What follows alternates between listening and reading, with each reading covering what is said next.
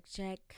What's up, everybody? This is Abby here, and I just wanted to go over another activity that I had made and break it down really quick for you all. So, the activity is called Up, Down, Stop, Go.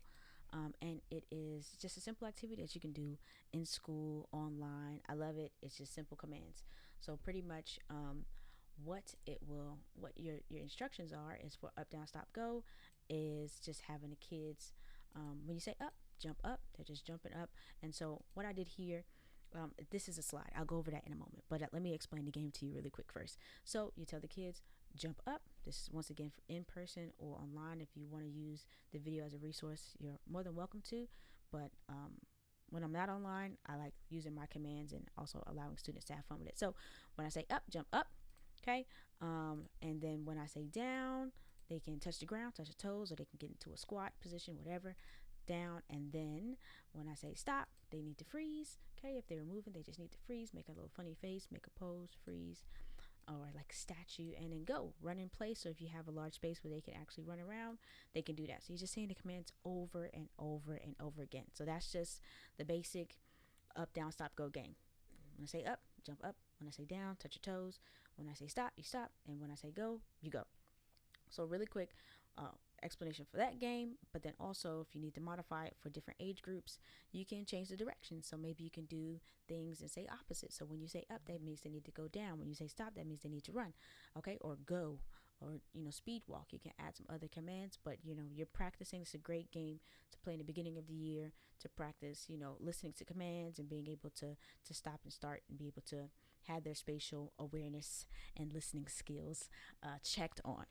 Okay, so with this game, as you can tell, it is a slide. So I'm now going to take you over to the slides that I created because I want you all to know just a little bit about how I made it. So yeah, the whole video goes into a sequence, and I made this video from my slides. All right, so here are the slides that I have here. So I kind of planned that this is a game that I can do in person and online. So how can I transition it to be able to, when I was doing blended learning, have the kids in front of me do it, but then also have the kids that are online understand what we're doing. So I made these slides. Now, you see these things here, these are called GIFs. They're pretty much moving pictures that just continue to play over and over and over again.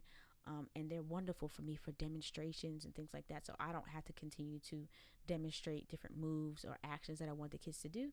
Can use a GIF, and you can find GIFs online anywhere. I think the last code is like .gif. You can just look up GIFs. So there's GIFs like this, and just really quick, this is a GIF, excuse me, with a transparent background. So that's why you can see my background.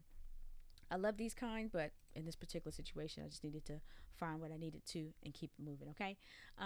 Right here, this image right here is from a Bitmoji. If you have a Google Chrome browser, you can download the Bitmoji extension. Right? You can find lots of cool little things here. You can search for different things like yes, and find different versions of like yourself. You can create your little like caricature cartoon and add those things. You can either press for copy paste, or you can just drag and drop it onto your slide. So that has always been a nice way for me to have a little bit more a connection and build rapport with my students, seeing a little character of me that looks like you. So anywho, found the background and then created these, just it's really, in my eyes, it's simple. You find a nice background, add your Bitmoji, and add your commands for this game in particular if this is what you want to do, or you can take this format for anything you want to do. Now, when I recorded the entire video, what I did was I made all of the slides that I needed, and I recorded my screen. So that I can turn it into a video to make a game. Okay, that this is just my method. There might be other methods. Please share with other people if you found another way to do it. So I knew that I wanted to start with the up, down, stop, go. These are my instruction slides. Okay, and then I say, are you ready? And then we go back and forth between the commands until we have reached the end of the game, essentially. So I'll just show you how I recorded it really quick. Okay, so I have my select slides here. I'm going to go to present, and then I go to presenter view because I don't want it to take up my entire screen. I still want to see what I'm doing. So I have This is just another thing to help control so you know what's next, but I don't need it, so I close it. So now I have the presentation open. All right. Then we go to, if you're on a Mac, I go to my QuickTime player, okay, and I will go to screen record, screen record. All right. And what that does is it allows you, where's my screen at? Do, do, do, do.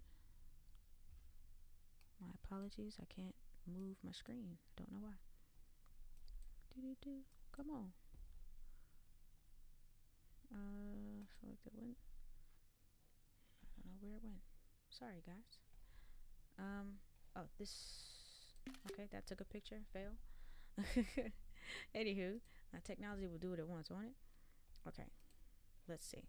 Now, so let me do it over here, QuickTime, and then I want to screen record. Need to record. Display 2. There we go. Display 2. All right. Let me cancel this. Now, what I would typically do is map out where I want to do it. Now, why is QuickTime giving me trouble with you all on? I'm going to let you see these struggles, though. It's all good. Okay. File. Screen recording. It's actually already recording.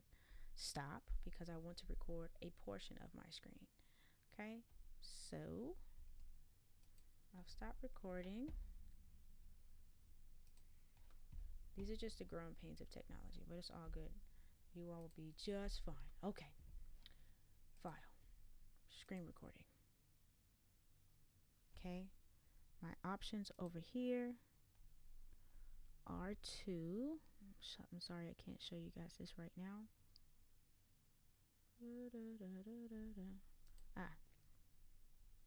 Selected portion. All right, let me bring this over here. Can I do? Okay. Anyway, so you see this here. You should be able on your QuickTime browser to select the portion of the screen that you want to record. And so I am just picking that area where my slides are showing. Okay. So I've picked that area, and then over here I can start pressing record. I can get rid of this here. So now this, you see how it's just highlighted here. It's actually recording on my computer, and now I can do it. So in a sense, I was saying, hey kids, thank you for joining me today. Today we're going to play a game called Up, Down, Stop, Go, and I'm going to use my cursors. I'm telling you all this. I'm going to use my cursors to navigate through the slides to give my kids instructions. So really quick demonstration. Hey guys, we're going to play Up, Down, Stop, Go. Let's get ready. Here are the instructions. Okay. So when I say up, you're going to jump up. Can you show me jumping up real quick? Jump up, jump up. And then when I say down, you're going to touch the ground. Sometimes your gifts will act crazy. Don't worry about it. All right. Then stop when I say stop, and then go. All right. And then it says, are you ready? And then I continue to do this. Up, down, stop, go. All right. Throughout the whole situation. So that is how I created that particular activity through Google Slides. And sorry that it took a little bit longer because my computer was being silly.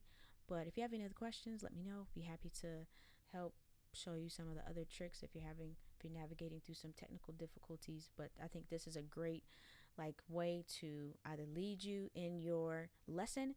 If you're teaching in person, having slides is a great way to continue to pace through your lessons. And then also if you're teaching online, having a reference for the children to be able to see is great. So thanks for listening. Check you in the next one.